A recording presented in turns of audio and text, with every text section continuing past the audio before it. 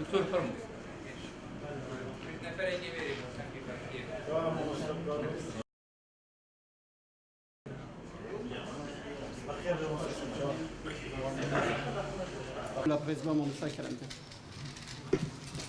بسم الله الرحمن الرحيم. السلام عليكم ورحمة الله. يا ورثان باش زمان خوش بوو لە دیدارێکی چەند ڕۆژی کە گەڕاینەوە لە تورکیا دڵخۆشتان کەین بەوەی کە سوپاس بۆخوا سەردانێکی سەرکەوتوو بوو و ئەوەی پێویست بێ لە بینینی کەسایەتی و خاوەن پلەی کاریگەر و بڕیار بەدەست دیدار کراوە تاوتوێ و ئاڵگۆڕی بیرڕاکرا لەسەر ئەو پێشهاتانەی کە هەیە و بارودۆخی هەیە و زەرورەتی چاکردنەوەی ئەو سازوسڕەی کە دروست بووە دابڕانی دروست بووە. ئومێدمان وایە کە هەنگاوێکی ئیجابی بێ بە ئاراستەی ئارامکردنەوە و ئاساییکردنەوەی دۆخەکە ئاساییکردنەوەی بارودۆخی پەیوەندیەکان لەگەڵ وڵاتی تورکیا کە بێگومان وڵاتێکی جیران و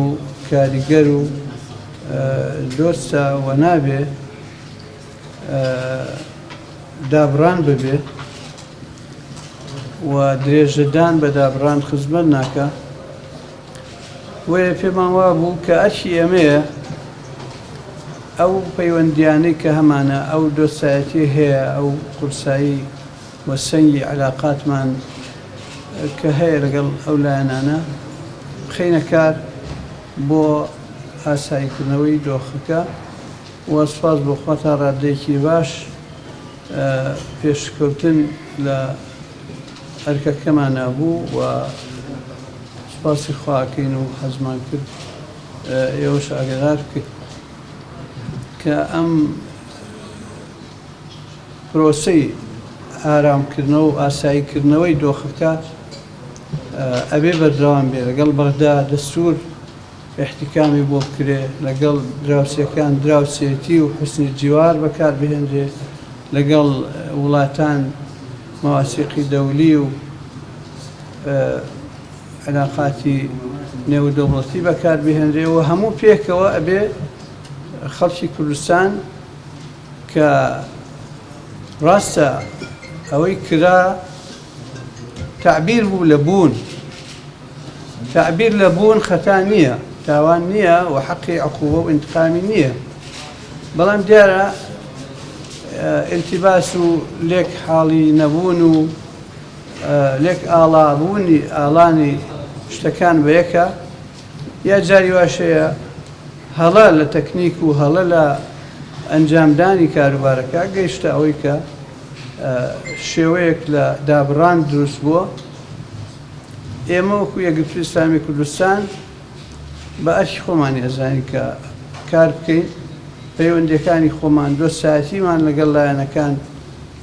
بەکار بهێنین بۆ چاکردنەوەی ئەم بارودۆخە و ئێستا لە وڵاتی تورکیاوە ئیشمان لەسەر کرد و سوپاس بۆخوا تا ڕادەیەکی دڵخۆشکەر بەرەو پێشچوون هەیە.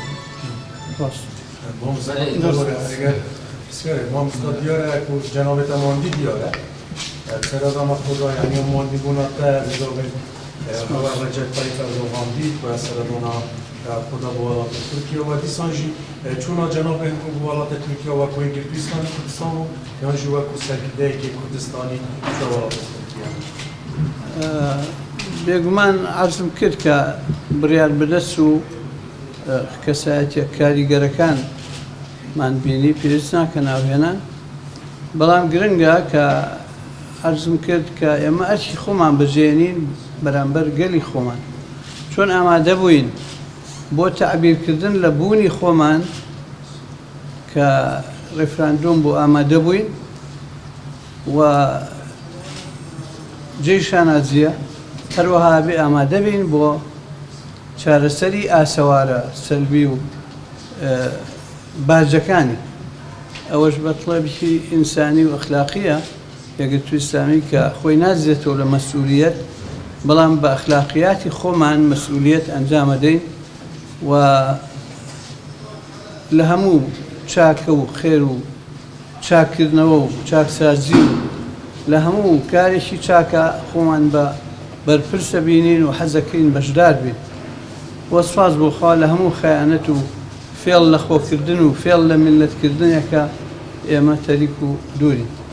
بله جناب امین دارگشتی سپاس بوده دربته و جناب دبش سردان کری لانن سیاسی دیتن گلجبیان یانجی حکومی جید گل دابون و چی برای خودان و دیدان ساندنن دی اینا کرد وقت کلی دیچه تا ناش تا و یکیادویجی تو